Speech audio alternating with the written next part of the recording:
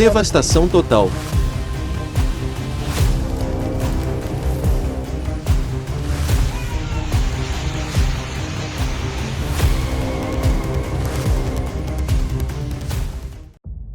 O norte de Itália está coberto de água. No dia 16 de maio de 2023, chuvas anormais e inundações de rios deixaram debaixo de água muitas províncias da região da Emília-Romana. As chuvas caem há vários dias com intensidade anormal. Em alguns locais a precipitação não tem precedentes nem na quantidade e nem na intensidade.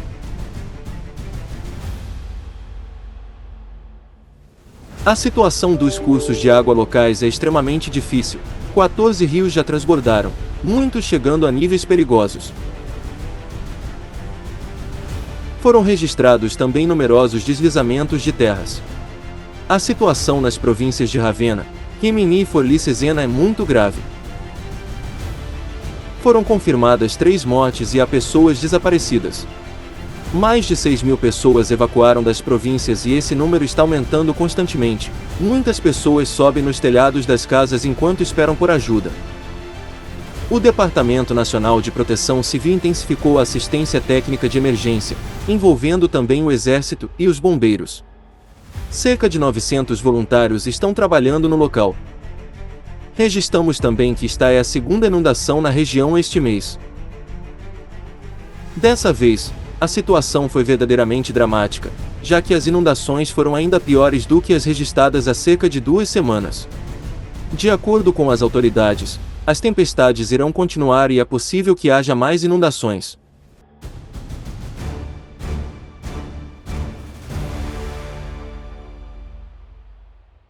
O ciclone catastrófico Mocha, com uma velocidade de mais de 200 km por hora, atingiu a costa de Mianmar em 14 de maio de 2023. Antes de atingir a costa, já se sabia que era um ciclone da categoria mais elevada, a quinta. O Mocha foi o segundo ciclone costeiro mais forte do norte do Oceano Índico registrado na região. A tempestade destruiu casas, derrubou árvores e torres de telefonia, cortou linhas elétricas, mas o mais triste foi a perda da vida de várias pessoas e outras centenas de pessoas feridas. Fugindo das inundações, os habitantes deslocaram-se para os andares superiores das casas e para os telhados dos edifícios, onde muitos tiveram que passar toda a noite à espera de salvamento. Milhares de pessoas foram transferidas para abrigos temporários, onde continuaram enfrentando dificuldades, pois chegavam mais refugiados do que o previsto. O ciclone poderá se tornar uma catástrofe humanitária, em que as pessoas presas em abrigos frágeis nas zonas propensas a inundações são as mais vulneráveis. O ciclone Mocha passou também pelo vizinho Bangladesh, deixando atrás de si inundações e deslizamentos de terras. Lá, na véspera da sua chegada, foram evacuadas cerca de 750.000 pessoas. Os danos totais causados pelo furacão ainda não são conhecidos devido à dificuldade de comunicação com as pessoas. Os ciclones nesta região são comuns nesta época do ano.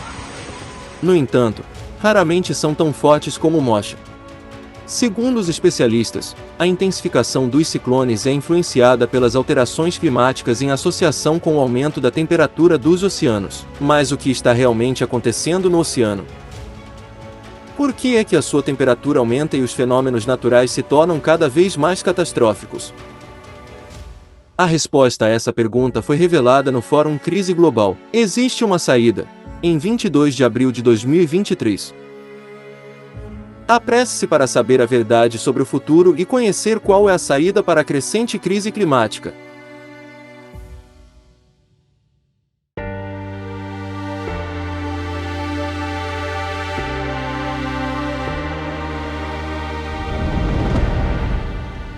O mês de maio de 2023 será recordado pelos canadianos ocidentais por incêndios sem precedentes.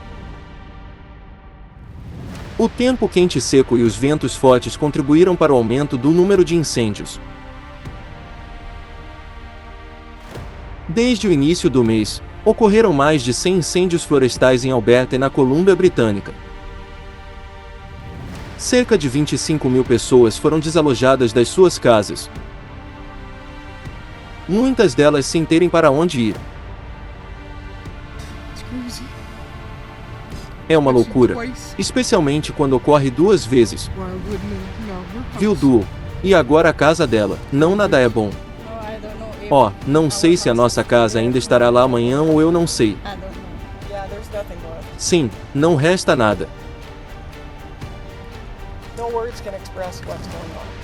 Não há palavras para exprimir o que se passa na minha cabeça, nos meus pensamentos. Devastamento total.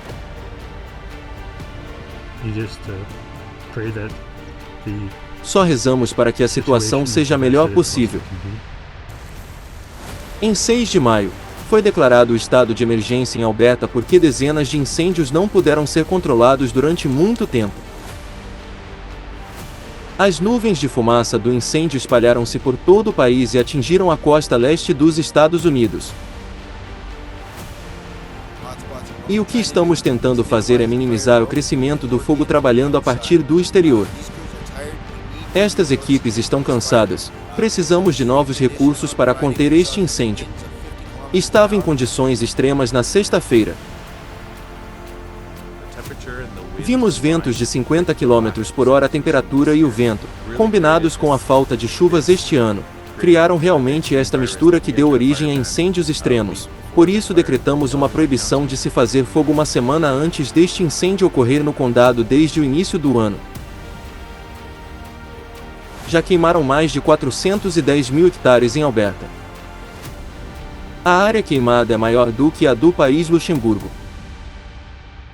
Durante este período, registrou-se um total de cerca de 420 incêndios florestais. Este número é o dobro do registrado no mesmo período do ano passado.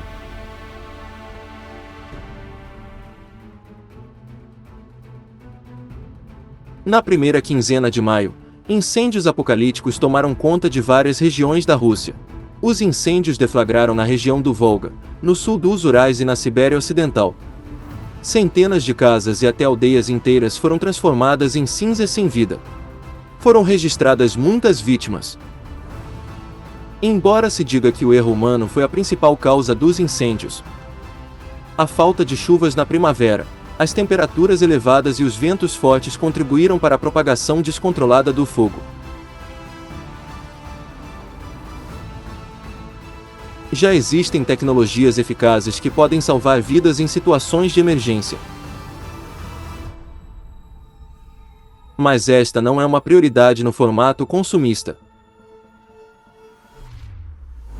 Precisamos construir uma sociedade mais resiliente e mais capaz de resistir a quaisquer alterações,